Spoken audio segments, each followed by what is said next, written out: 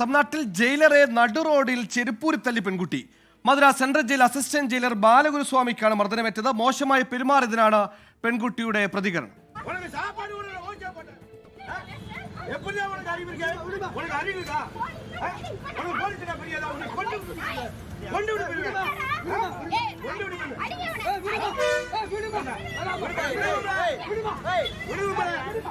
മുഹമ്മദ് റഹീസ് ചെന്നൈയിൽ നിന്ന് വീണ്ടും ചെയ്യുന്നു. റഹീസ്, ചെയ്യുന്നതിന് അപ്പോൾ തന്നെ മറുപടി, ഇൻസ്റ്റന്റ് റിയാക്ഷൻ. എന്താണ് സംഭവിച്ചത്? വിവരങ്ങൾ.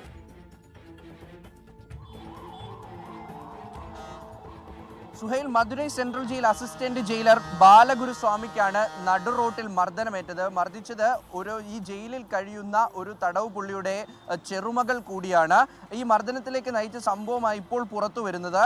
ഈ പെൺകുട്ടിയോട് ഈ അസിസ്റ്റന്റ് ജയിലർ അപമര്യാദയായി പെരുമാറിയിരുന്നു. കഴിഞ്ഞ കുറച്ചു നാളുകളായി ഈ പ്രതിയെ കാണാൻ വേണ്ടി, ഈ തടവ് പുള്ളിയെ കാണാനായി ഈ പെൺകുട്ടി ജയിലിലെത്തിയിരുന്നു. ആ പെൺകുട്ടിയോട് മോശമായി പെരുമാറുകയും ചെയ്തിരുന്നു. കഴിഞ്ഞ ദിവസം ഈ കുട്ടിയോട് തനിച്ച് വീട്ടിലേക്ക് എത്താൻ ഈ അസിസ്റ്റന്റ് ജയിലർ ആവശ്യപ്പെട്ടു എന്നാണ് പെൺകുട്ടി പറയുന്നത്. ഇത് പെൺകുട്ടി വീട്ടിൽ പറയുന്നു. ശേഷം വീട്ടിനടുത്തുള്ള സ്ത്രീകൾ ഉൾപ്പെടെ എത്തിയാണ് ഇയാളെ നടു റോഡിൽ വെച്ച് മർദ്ദിച്ചത്.